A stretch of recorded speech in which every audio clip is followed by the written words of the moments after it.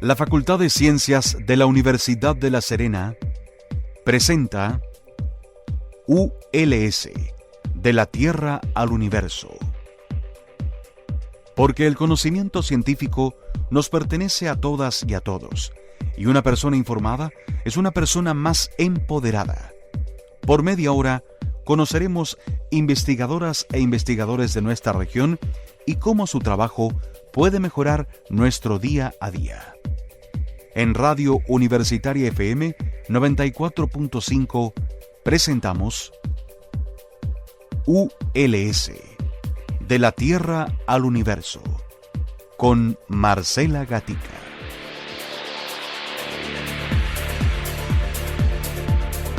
Hola, ¿cómo están? Soy Marcela Gatica y les doy la más cordial bienvenida a todas y todos quienes a esta hora nos escuchan en ULS, de la Tierra al Universo, tu espacio científico en la región de Coquimbo. No olvides que puedes escucharnos todos los martes y jueves a las 8 de la mañana. Y recuerda, tú también puedes ser protagonista en nuestros programas, comentando en nuestras redes sociales @cienciasuls, en donde además podrás enterarte de todas las actividades abiertas que hacemos en la Facultad de Ciencias.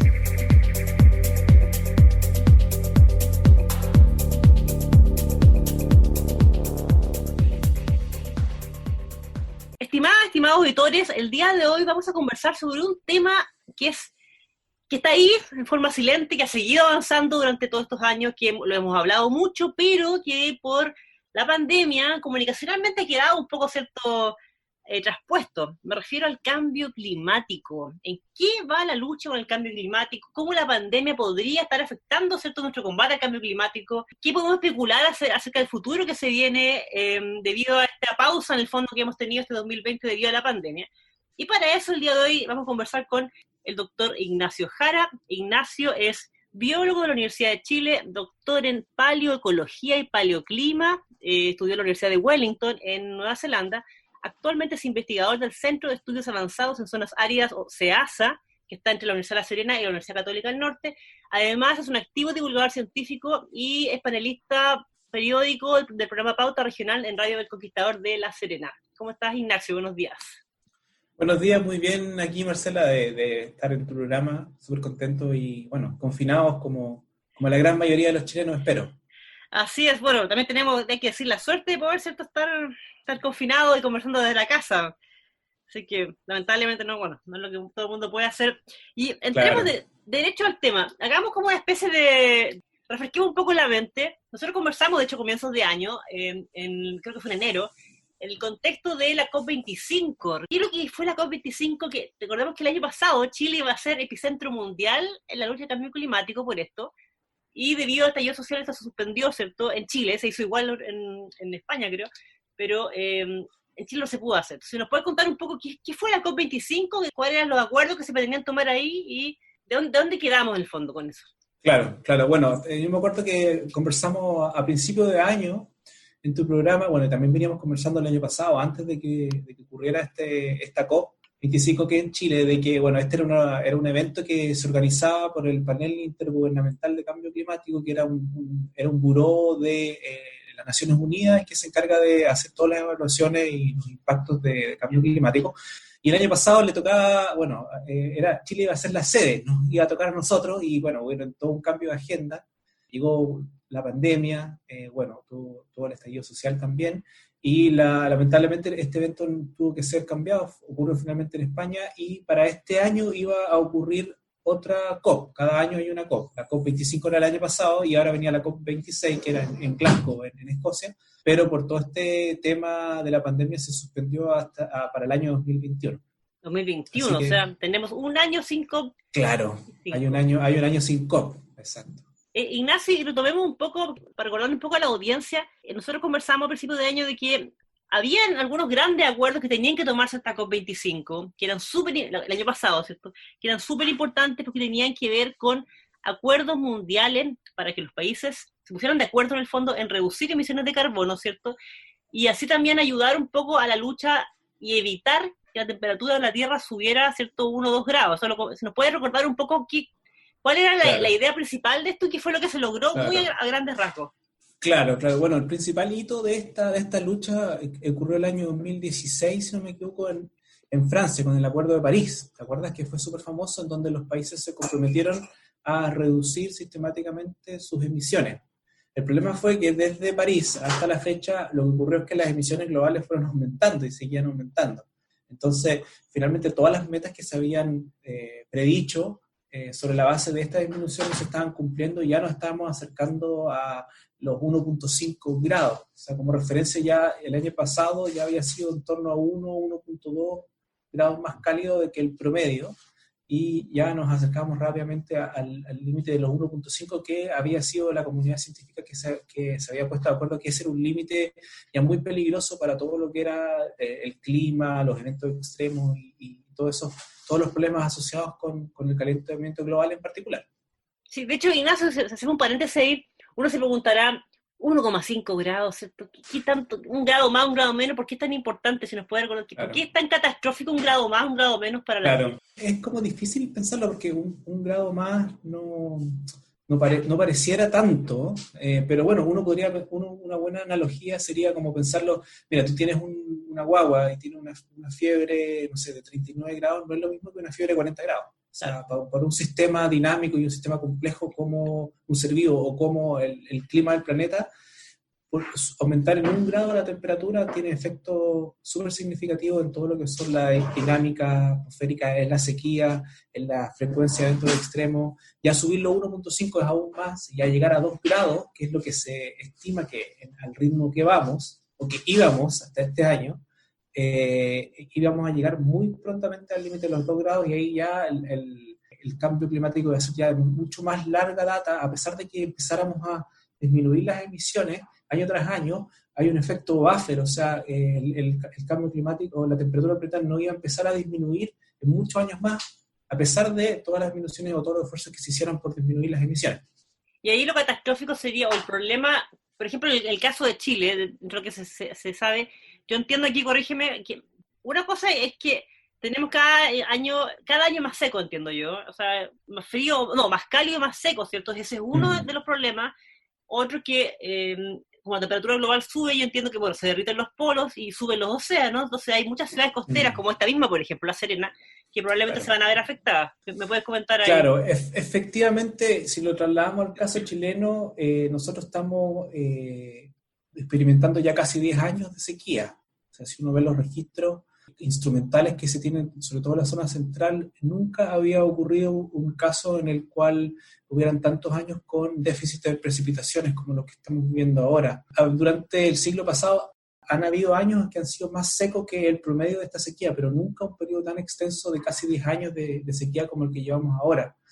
Y las razones de eso son en su gran mayoría atribuibles al cambio climático, aunque no completamente, pero básicamente lo que estamos viendo es que al haber más energía en el sistema atmosférico, toda la circulación se está expandiendo desde el Ecuador hacia los polos. Entonces, todos los frentes de precipitación que vienen desde el Océano Pacífico y que todos los inviernos impactan en la zona central están migrando hacia el sur. Entonces está ocurriendo un proceso en que todo el clima o las condiciones climáticas están progresivamente yéndose hacia el sur. O sea, por ejemplo, en La Serena en 5 o 10 años más, si seguimos con los regímenes que tenemos, va a llover lo mismo que llovía en Copiapó, y en Santiago lo que llovía en La Serena, ¿te fijas? Y no sé, en Valdivia lo que llovía en Chillán, así sucesivamente. Entonces eso va a tener impactos para todo lo que es la industria y para la gente también. Y Ignacio, a nivel, como tú bien lo mencionaste, o sea, la sequía no solamente causada por el cambio climático, igual hay fenómenos, ¿cierto?, globales que tienen que ver con cambios normales, ¿cierto?, de los climas en la Tierra. Claro. Pero específicamente en el tema que nosotros como humanidad podemos, ¿cierto?, intervenir, ¿cuáles son las principales causas de este calentamiento global? ¿Son las emisiones de carbono? ¿Ahí estamos hablando de la industria netamente? Claro. O sea, bueno, eso ya está archiconocido. O sea, básicamente tiene que ver con las emisiones de gases invernadero. El CO2 es el más importante, no porque sea el gas invernadero más eficiente, sino que porque es el que se produce en mayor cantidad. Y tiene que ver con la quema de combustibles fósiles, ¿no? No solo la industria, también tiene que ver con el transporte. Creo que cerca de un 40% de todas las emisiones son producto del transporte terrestre y aéreo. Entonces, es toda la actividad humana, básicamente la actividad industrial, pero también todo lo que es la economía mundial, cómo está basada. Entonces, bajo ese punto de vista, y ahí retomando lo que hablábamos recién, el año pasado, en la COP25, ¿cierto? Que estábamos conversando, que finalmente no se hizo en Chile, se hizo en España, ¿cierto? Por el tema del estallido social, y que uno de los grandes acuerdos que tenía que tomar era justamente que los países se comprometieran a disminuir aún más, entiendo, las emisiones de carbono para, ¿cierto?, tratar de no llegar a ese aumento de 2 grados de temperatura. O sea, ahí un poco es el link, ¿cierto? Y es lo que se esperaba para hacer este año en la COP26, que como tú nos contabas al comienzo, ya no se va a hacer, de hecho, por la pandemia. Claro, claro. O sea, la idea de que los países disminuyeran sus emisiones ya venía desde antes. Lo que se trató de hacer el año pasado era de que hubiera un compromiso de no sobrepasar los 1.5 grados, lo que equivalía a una disminución tal de emisiones. Y eso no se está cumpliendo y gran parte del fracaso de la COP25 el año pasado en España tenía que ver con eso, de que los países no estaban dispuestos a pagar su economía con tal de disminuir sus emisiones, principalmente en los países que más emiten y que están súper, como sabemos, capturados por esta idea del crecimiento económico y no están dispuestos a hacerlo. De hecho, justamente quiero tomar el tema económico, pero antes vamos a ir a un break musical. Yo sé que tú eres fanático de los tres, así que vamos con los tres. Estimados auditores, hoy día estamos hablando sobre el cambio climático, cómo la pandemia, el parar un poco la economía global, podría influir en nuestra lucha con el cambio climático. Y para eso estamos hablando con el doctor Ignacio Jara. Él es doctor en paleoecología y paleoclima, es investigador del Centro de Estudios Avanzados de Zonas Áridas, CEAZA, ¿cierto? Este centro que está entre la Universidad de La Serena y la Universidad Católica del Norte. Ignacio, recién conversábamos sobre dónde quedamos el año pasado, ¿cierto? Con la COP25, que finalmente iba a ser en Chile, ¿cierto? Por el estallido social se hizo en España. Hablábamos sobre que había algunos acuerdos que iban en la dirección de disminuir las emisiones de carbono por parte de los países para, ¿cierto?, apurar un poco esta lucha o tratar de evitar que la temperatura de la Tierra subiera 1,5 grados. Hablábamos que esto fracasó, nos atrasamos un poquito en estos acuerdos y finalmente este iba a ser el año de los acuerdos al parecer, pero ya no se va a hacer, ¿cierto? La COP26, que va a ser en Glasgow, Escocia, por la pandemia, ¿cierto? Entonces te quiero llevar un poco, y aquí especulando, ¿cierto? Porque esto lo vamos a ver de aquí, quizás de aquí a 1, 2, 10 años, ¿cierto? Nadie tiene una bola de cristal. Pero es previsible que parar de la economía, ¿cierto?, que hemos tenido ya desde marzo y de antes en algunos países debido a la pandemia, es probable que tenga un efecto en la lucha contra el cambio climático. Y justamente quiero retomar lo que tú mencionaste al final del primer bloque, que fue que algunos países, por razones económicas, ¿cierto?, no han adherido, no han querido adherir 100% a acuerdos internacionales que impliquen bajar sus emisiones de carbono por el potencial efecto que puede tener en sus economías locales.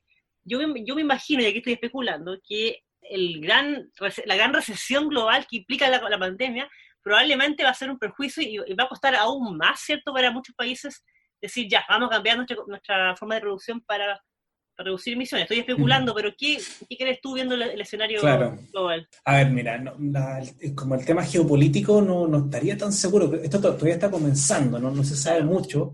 Claro, por ejemplo, vimos que hace una semana Donald Trump anunció que Estados Unidos dejaba de financiar a la Organización Mundial de la Salud. O sea, ya te da una idea de que hay una serie de nuevas administraciones que están muy de acuerdo con dejar de participar de instancias colaborativas, y la lucha contra el cambio climático es fundamentalmente una lucha que tiene que ser tomada en conjunto. No va a servir nada que si cada país empieza a trabajar por su propia cuenta.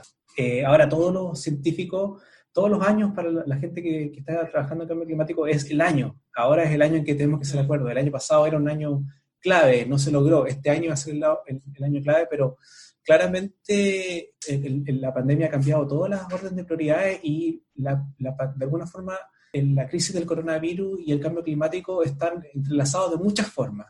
Hay muchas formas de verlo. Una es lo que tú planteas de cómo va a ser la actitud de los países en relación a las luchas colectivas. Digamos, el coronavirus de alguna forma también nos plantea desafíos que tenemos que trabajarlos conjuntamente como sociedad, y los mejores resultados van a ser siempre y cuando los países se unan y hagan trabajos en conjunto. Y por otro lado, los países quizás no tienen esa idea. Ahora, así por darte un dato, las emisiones de CO2 este año van a estar, según las estimaciones, entre un 5 y un 8% más bajas que el año pasado, que era precisamente lo que se estaba buscando en el Acuerdo de París. O sea, si es que tuviéramos puras crisis como el coronavirus por los próximos 40 años, los próximos 30 años, al 2050 nuestras emisiones estarían en cero. más o menos, que sería lo ideal, pero claramente eso no va a ocurrir, o sea, yo estoy bastante escéptico al respecto. Pero hay un punto también que creo que es importante recalcar, que paremos la economía, esto es temporal, ¿cierto? Por la pandemia, y que uno dice, oye, sí, a lo mejor esto igual va a ser una ayuda, yo imagino, por ejemplo, en Santiago, ¿cierto? Ya no hemos escuchado de alertas ambientales este año, porque obviamente hay menos autos circulando y todo, pero yo me imagino que si bien esto es una ayuda, la lucha contra el cambio climático tiene que ser algo permanente, porque a lo mejor paramos la economía ahora, pero después a fin de año esto vuelve full, y a lo mejor el próximo año estamos de nuevo en emisiones altas, no sé. Me imagino que es un granito de arena, Sí, pero bueno, es constante. ahí uno puede ver el vaso medio lleno y medio vacío. O sea, por ejemplo, hay una analogía súper buena que fue lo que ocurrió en el año 2008 con la crisis financiera. En el año 2008 también hubo una reducción de las emisiones de CO2 en torno al 3%, ¿ya? Y cuando hubo al año siguiente, cuando hubo un gran rebote, o sea, un aumento muy rápido, ya existían nuevas tecnologías y mucho de la producción energética dejó de ser hecha a través de la quema de combustibles fósiles y se trasladó a una economía, digamos, de energía limpia, la energía eólica, energía solar. Eso podría repetirse ahora, digamos, y el retorno a las demandas energéticas de una economía creciendo normalmente podría ser retomada por esta energía. Eso sería un escenario positivo. También podríamos ver un escenario negativo en donde los países no les importa mucho eso, quieren crecer de la forma más segura y más rápida posible y sean más bien reticentes a tomar o a adoptar cambios en sus matrices energéticas, y eso podría llevar a un gran rebote y que el próximo año sea un año donde las emisiones se disparen gigantescamente. Ahí es donde está la clave de la política y de los tomadores de decisiones de utilizar esta pandemia como para quebrar la tendencia y generar un modelo de desarrollo nuevo que implique una nueva relación con el medio ambiente. Porque ya, o sea, uno podría pensar que también el hecho de que tengamos esta pandemia, cuáles son las causas de que el coronavirus se haya expandido por todo el mundo, de alguna u otra forma están ligadas con el modelo de crecimiento que tenemos, el modelo de desarrollo y cómo nos entendemos nosotros con nuestro medio ambiente. Entonces, yo tento a pensar de que si no hacemos un cambio en nuestra forma de desarrollo, este va a ser solo el comienzo de muchos otros problemas ambientales que podríamos tener en un futuro. Claro, por ejemplo, el tema positivo, o sea, esta especie como de avance en lo tecnológico a la fuerza que hemos tenido, o sea, el hecho que estamos haciendo esta entrevista online, por ejemplo, y que hoy día hay muchas más reuniones online, a lo mejor nos permite a futuro, y que es la idea que, por ejemplo, muchos congresos que se hacían, muchas reuniones que se hacían que implicaban viajar en avión, que eso igual es una contaminación, por ejemplo, claro, o moverse en la ciudad en auto, uno dice, bueno, a lo mejor también se pueden hacer online, ¿cierto? ¿Cuántas veces uno quiso tomar un máster en otra ciudad o hacer un estudio, un diplomado, lo que sea, y no pudo tomarlo porque implicaba, ¿cierto?, un gasto en viajar? Y uno dice, bueno, ahora hemos visto que se pueden hacer clases online. Y probablemente quizás eso igual implique lo positivo, un cambio de que vamos a tener, espero, menos gente viajando, por ejemplo, a reuniones científicas, que se hagan igual presenciales, pero una parte se puede ver online, qué sé yo. Entonces, ese podría ser un cambio positivo y quizás un cambio de, como dices tú, de nuestra cultura, de cómo nos relacionamos con el ambiente. Pero, sí, o sea, yo creo que algo de esto va a quedar, o sea, en un caso en que logremos vencer el coronavirus globalmente, nuestra sociedad va a dejar una huella en nosotros como generación también, y yo creo que esta forma de comunicarse que tenemos ahora llegó para quedarse. O sea, ya venía hace mucho tiempo, pero ahora yo creo que va a ser el golpe final para que se vuelva un modo de comunicación, de reunión mucho más común. Claro, tú mencionabas lo de las reuniones científicas. Hay estudios que han mostrado que la mayor emisión por parte de los científicos ocurre debido a los viajes que hacen en avión para reuniones, para conferencias, para viajes en terreno, etc.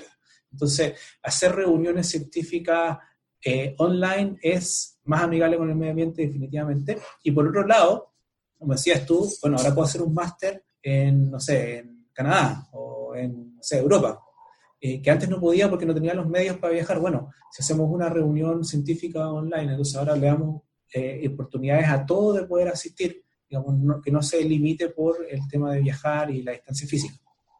Sí, de hecho, bueno, lo comentábamos en off, la COP26 se suspendió este año, bueno, temporalmente, ¿cierto? Hasta ahora no sabemos que se va a hacer alguna reunión, probablemente quizás se haga algo online, porque también una parte importante de las reuniones científicas con temas de la gente que no solamente son las charlas, sino que también toda esta conversación que se genera. Entonces, bueno, se puede hacer online, se pueden crear algunos foros, pero por ejemplo, el caso de la COP26, no, hasta la hora sabemos que no se va, hasta la hora está suspendido, ¿cierto? No se va a hacer. Pero igual ahí te quiero consultar algo para también contarle a la audiencia de que suspenda la COP26 no quiere decir que todos los científicos que trabajan en esta área guardan su carpeta hasta el próximo año, sino que hay gente que está trabajando continuamente porque estas reuniones, y esto lo vimos el año pasado muy de cerca acá en Chile, implican antes del Congreso, el fondo que es como el fondo del Congreso es la última tarea, implican un año de trabajo anterior de comisiones y mesas en temas específicos. O sea, el trabajo que se hizo acá en Chile fue tremendo el año pasado. No sé cuántas mesas hubo, toda una comunidad científica abocada en eso, entonces igual hay un trabajo importante atrás. O sea, yo creo que el hecho de que no se haga la COP26 este año, se posponga para el próximo año, implica que, no significa que esto va a quedar parado. De hecho, yo creo que es un año clave como para, de alguna forma, incluir el tema del cambio climático en la reactivación económica que se viene. O sea, es súper importante, va a ser un éxito si es que los países se dan cuenta de que hay que cambiar la matriz energética de aquí a fin de año para que el próximo año, cuando haya una tremenda demanda nueva por energía, entonces sean las fuentes alternativas y no las que generan emisiones las que sean capaces de proveer esa demanda. Eso ya ocurrió a una menor escala y esperemos que ocurra este año. Y ahí está el trabajo de todos los científicos y todos los activistas, digamos, del cambio climático para presionar a los tomadores de decisiones de que sean un poquito más osados y se atrevan con estos cambios. Bueno, esperemos ahí que no nos olvidemos de estas cosas cuando, por cierto, volvamos un poco a la normalidad, comillas, ¿cierto? Y tengamos que reactivar la economía.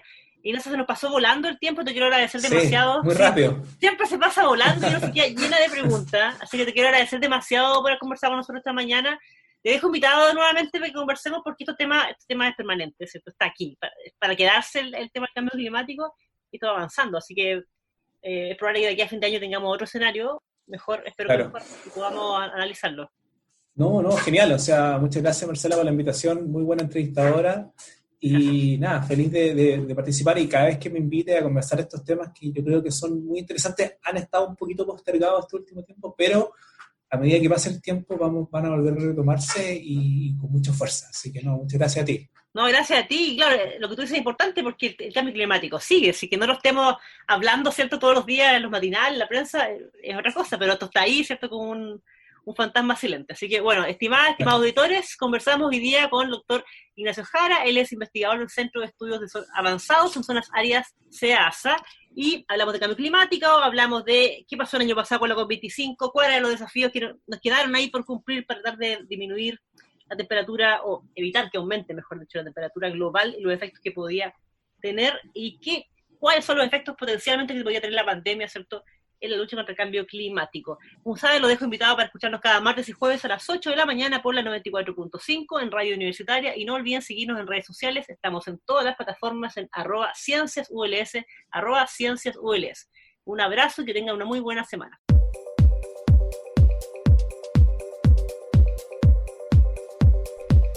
La Facultad de Ciencias de la Universidad de La Serena presentó ULS, de la Tierra al Universo.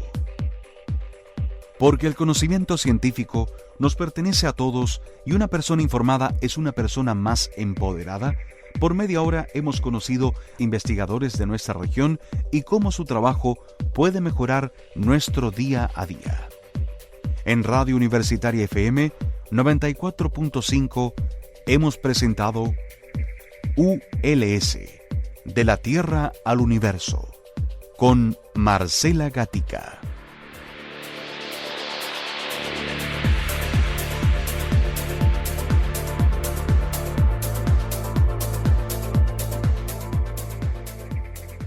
Las opiniones vertidas en este programa son de exclusiva responsabilidad de quienes las emiten y no representan necesariamente el pensamiento ni la línea editorial de esta emisora y o de la Universidad de La Serena. Este programa es grabado en los estudios de Radio Universitaria FM y editado por profesionales de la misma radioemisora, cuyo objetivo por más de 50 años ha sido vincular el quehacer de la Universidad de La Serena con la comunidad regional, respondiendo también al interés de contar con un medio de comunicación que releve la labor de la institución en los ámbitos de la docencia, la investigación y la vinculación con el medio.